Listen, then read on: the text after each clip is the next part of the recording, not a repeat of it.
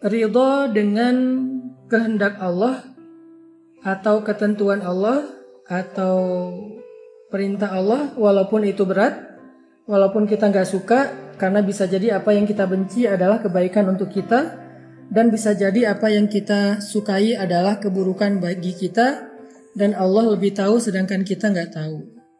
Surat Al-Baqarah ayat 216. Contoh lain dari ketika apa yang kita rencanakan dengan apa yang Allah rencanakan berbeda.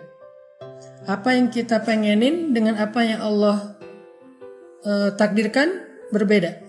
Apa yang kita inginkan dan apa yang Allah perintahkan berbeda. Atau bahkan kadang perintah Allah itu sesuatu yang berat buat kita, tapi kita harus ngejalaninnya. Nah, kita ambil contoh malam ini dengan tadabbur surat Al-Qasas. Teman-teman bisa buka surat 28, surat Al-Qasas ayat 7 sampai 13. A'udzu billahi minasy syaithanir rajim. Bismillahirrahmanirrahim. Wa auhayna ila ummi Musa an ardi'ihi. Fa idza khifti 'alayhi fa'alqihi fil yammi wa la takhafi wa la tahzani. Inna radduhu ilayki wa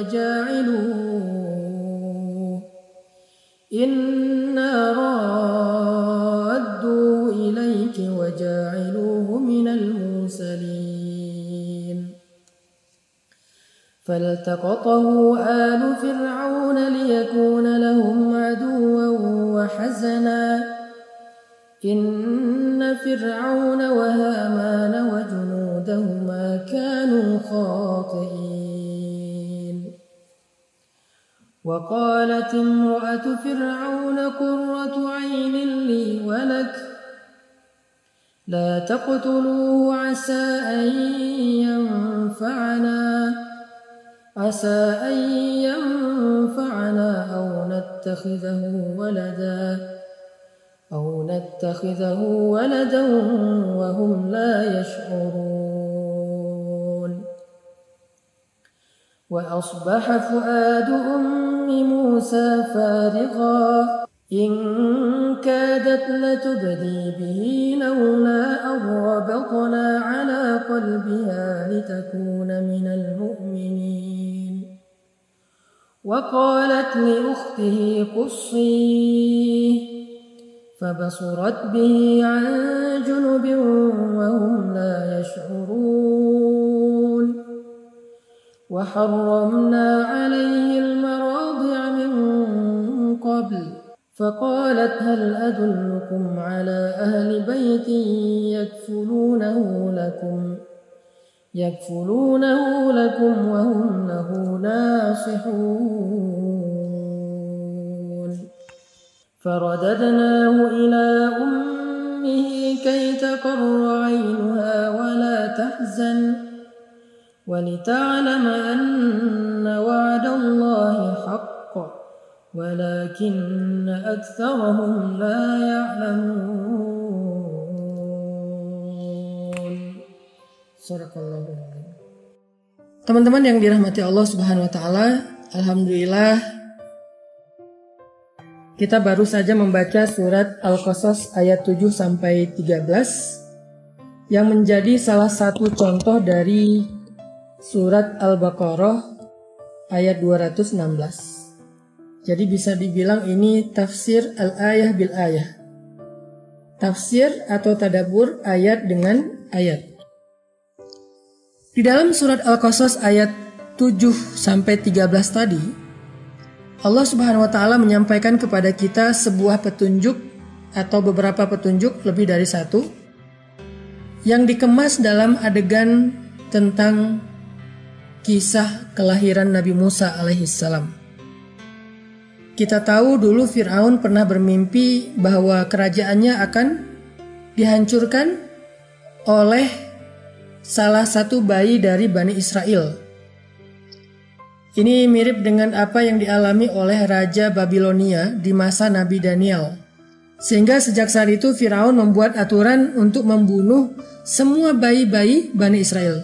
Yudzabbihuna abna'akum wa yastahyuna nisa'akum, kata Allah. Firaun dan tentaranya membunuh anak-anak laki-laki Bani Israel dengan cara yang sadis. Ada yang langsung digorok, dipenggal, dipatahin lehernya, dibenamkan ke dalam air, ke dalam pasir, diberikan sebagai makanan bagi hewan buas yang dipelihara oleh Firaun di kebun binatang pribadinya. Maka bayi-bayi Bani Israel itu menjadi makanan bagi hewan buas peliharaan Firaun di zoo miliknya. Kenapa Firaun membunuh bayi-bayi Bani Israel?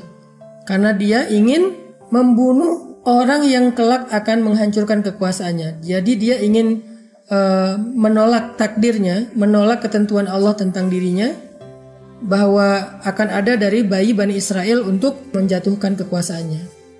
Jadi Firaun di sini aja udah salah. Allah udah mentakdirkan dia akan dihancurkan oleh salah satu bayi Bani Israel. Dan kelak ketika Musa datang, Musa mengajak dia untuk bertaubat, memperbaiki dirinya supaya takdirnya Allah perbaiki. Tetapi ternyata dia nggak mau.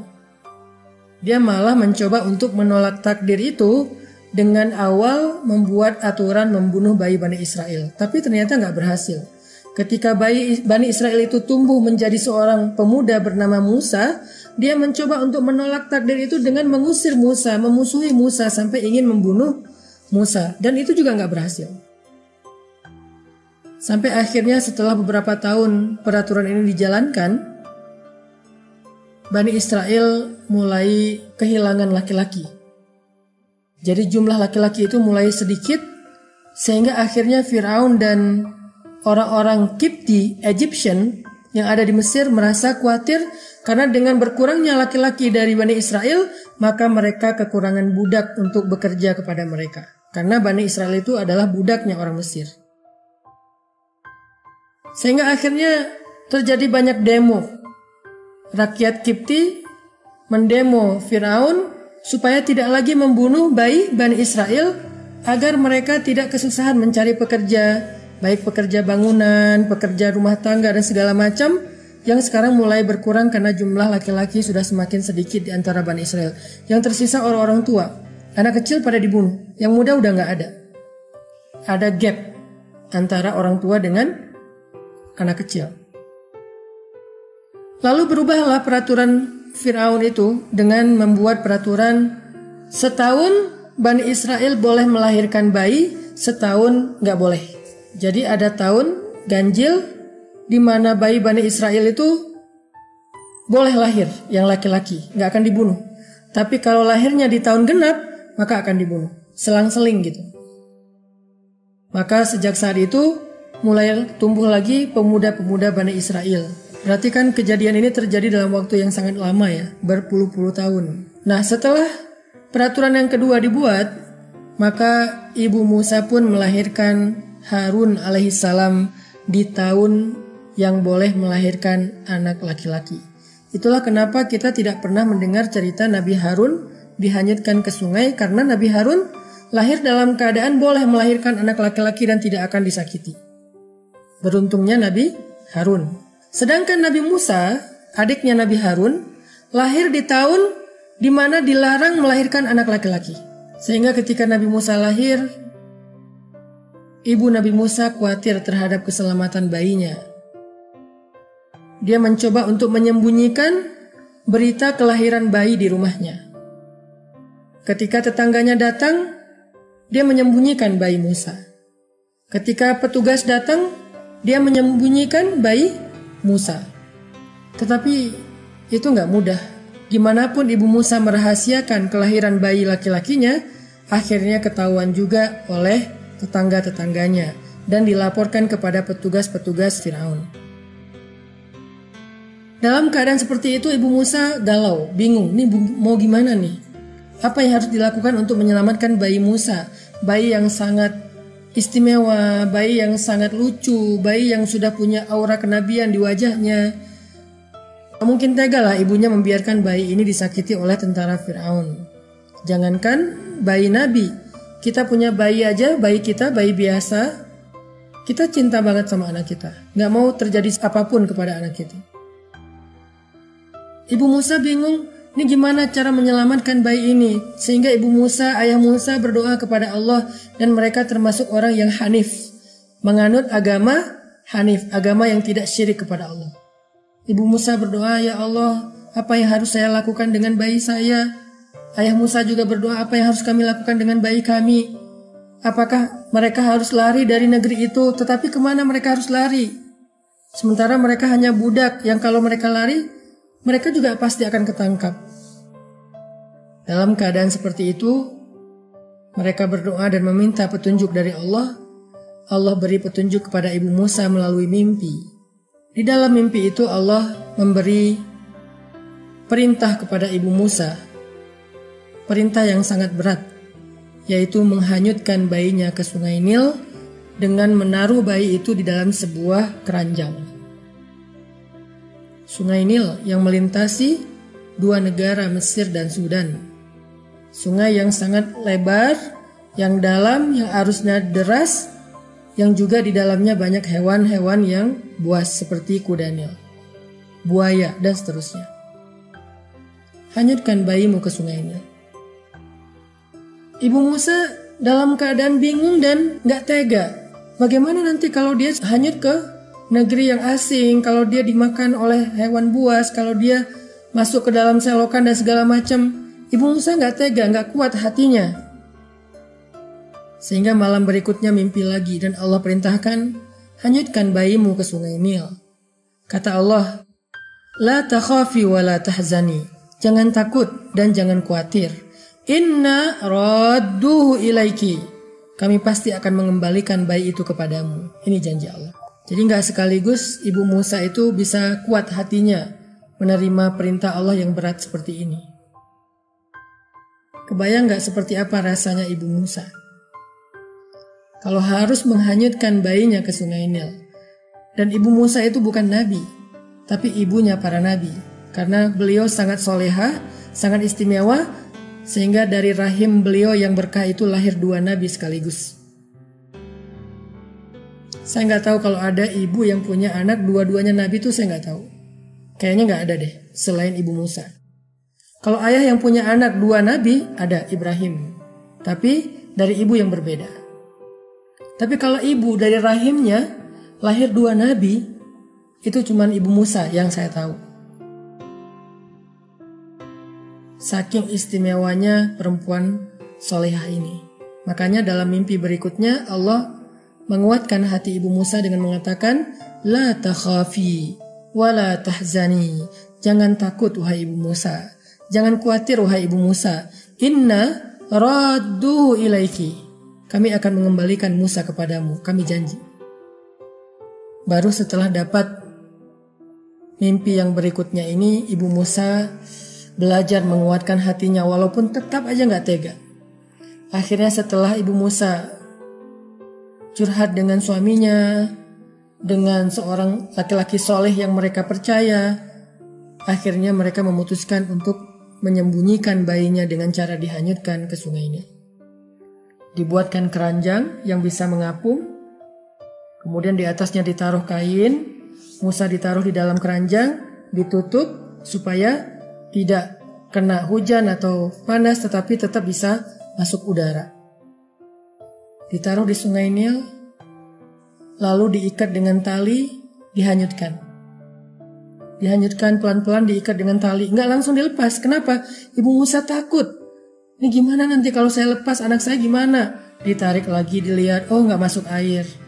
Dilepas lagi, ditarik lagi. Sampai akhirnya kuat hatinya, dibuka tali itu dan mulailah keranjang Musa itu hanyut ke sungai Nil.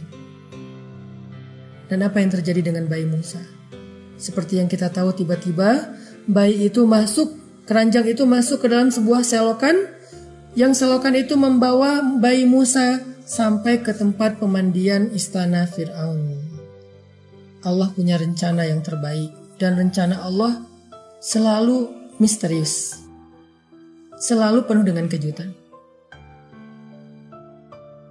Pas ditemukan oleh istri Firaun, dia langsung jatuh hati. Siapa yang membuat dia jatuh hati kepada bayi ini? Allah. Allah menjaga hambanya dengan cara menjadikan orang-orang yang baik hatinya mencintai hamba ini. Allah menjaga hambanya dengan menjadikan manusia jatuh cinta dan ingin membela hamba yang Allah muliakan ini. Jadi kalau kita menjadi hamba yang Allah pelihara, Allah jaga, maka kita nggak akan sendiri.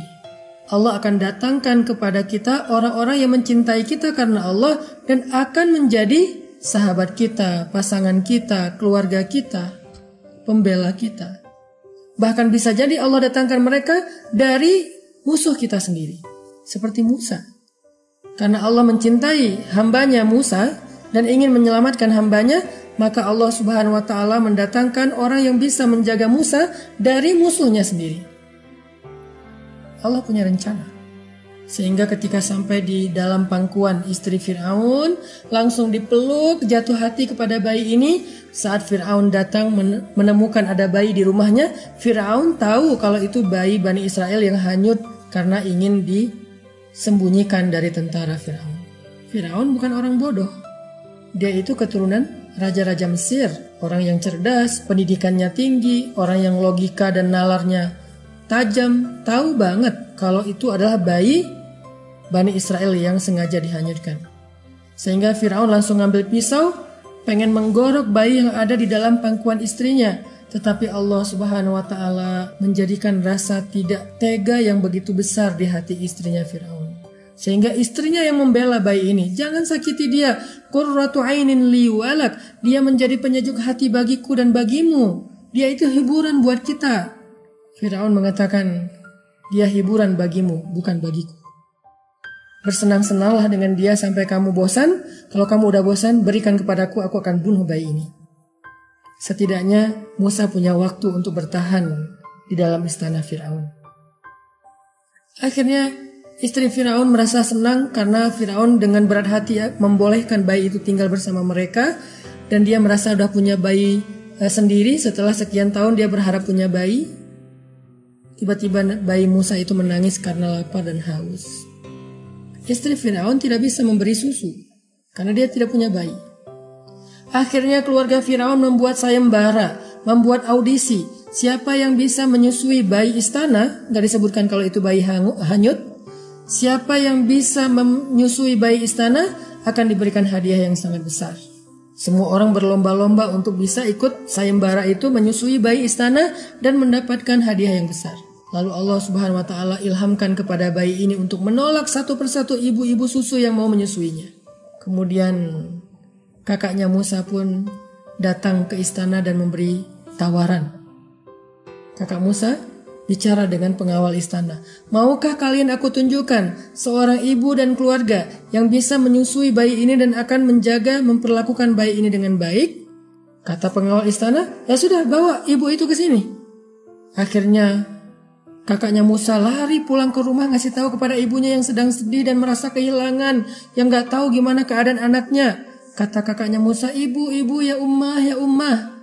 Adik sekarang ada di istana Firaun. Makin berat rasanya di hati ibu Musa. Ya ummah, jangan khawatir, adik sekarang butuh susu. Dan semua orang-orang yang ingin menyusuinya ditolak. Datanglah ke sana, mudah-mudahan ummah bisa menyusui adik. Akhirnya ibunya bergegas lari ke istana bareng dengan kakaknya Musa. Sesampai di istana, ketika ibu Musa menggendong bayinya dan menyusuinya, maka Musa pun menyusui dengan baik kepada ibunya sendiri, tanpa diketahui oleh istana kalau itu adalah ibu kandungnya. Dan Allah Subhanahu wa Ta'ala memberikan rasa berkenan di hati istri Firaun untuk menerima ibu Musa dan keluarga Musa, sehingga akhirnya istri Firaun mengatakan, wahai ibu, jadilah ibu susu dan ibu asuh bagi anak saya, dan tinggallah engkau bersama keluargamu di dalam istana. Coba bayangin teman-teman. Akhirnya ibu Musa, kakak Musa, abangnya Musa yaitu Harun, keluarga Musa tinggal di dalam istana bersama dengan bayi Musa dan dibayar kehidupannya dan jasanya oleh istana dengan bayaran yang luar biasa. Ini yang Allah ceritakan di ayat ke-13. Faradadnahu ila ummihi, kami kembalikanlah Musa kepada ibunya, kai taqarra ainuha wa la tahzan, supaya menjadi senang hatinya dan tidak lagi bersedih, dan supaya walita'lama anna wa'dallahi haq, dan supaya dia tahu kalau janji Allah itu adalah benar. Akhirnya Musa bertemu lagi dengan ibunya, tinggal bersama ibunya di dalam istana, mendapatkan fasilitas yang baik di dalam istana. Kebayang nggak teman-teman kalau seandainya dulu atau kemarin Ibu Musa nggak mau mengikuti perintah Allah yang berat menghanyutkan bayinya ke sungai Nil? Kira-kira apa yang terjadi? Kalau Ibu Musa memilih pakai logikanya, yaitu dengan membawa lari bayinya keluar dari negeri Mesir, apa yang akan terjadi kira-kira? Pasti kehidupan mereka akan sangat sulit, bahkan akan celaka di tengah padang pasir, mungkin akan dirampok atau ketemu dengan tentara Firaun dan ketahuan akhirnya dibunuh semuanya. Banyak resiko yang akan mereka hadapi ketika mereka mengikuti logika mereka sendiri. Itulah kehidupan. Itulah cerita skenario ketika kita berhijrah, bertaubat, menjalankan perintah Allah Subhanahu wa Ta'ala. Semua kita akan mengalami itu, teman-teman. Awal kita memutuskan untuk berhijab, sampai Allah datangkan kebaikan-kebaikan dalam hidup kita setelahnya, prosesnya mungkin kita akan mengalami beberapa guncangan. Kita akan mengalami rasa yang tidak nyaman. Awal kita memutuskan untuk pisah, putus dengan pacar kita, kecuali kalau mau menikah secara halal. Mungkin kita akan mengalami masa-masa yang sangat berat di awal. Awal kita memutuskan untuk meninggalkan pekerjaan yang syubhat atau haram. Pasti nggak mudah. Setiap kali kita menjalankan perintah Allah, di awalnya kita akan mengalami apa yang seperti dialami oleh Ibu Musa. Berat, kaget, takut, shock. Ya itulah yang kita alami ketika awal-awal kita menjalankan perintah Allah. Pasti berat. Tapi la tahzan. Seperti kata Allah kepada Ibu Musa, la takhaf wa la tahzan. Jangan khawatir, jangan sedih. Pasti kami akan berikan kebaikan setelah ini.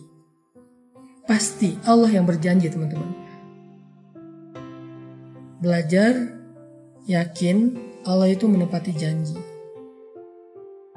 Sehingga ketika kita memutuskan untuk mengambil sebuah sikap sesuai dengan perintah Allah dalam hidup, apakah itu urusan perasaan, urusan pasangan, urusan jodoh, urusan kerjaan, urusan rezeki, urusan pertemanan, urusan karir, ketika kita mengambil sebuah pilihan, kita memilih pilihan Allah, kata Allah, la takhaf wa la tahzan. Jangan takut, jangan khawatir. Kami akan berikan kebaikan dan kami pasti menepati janji.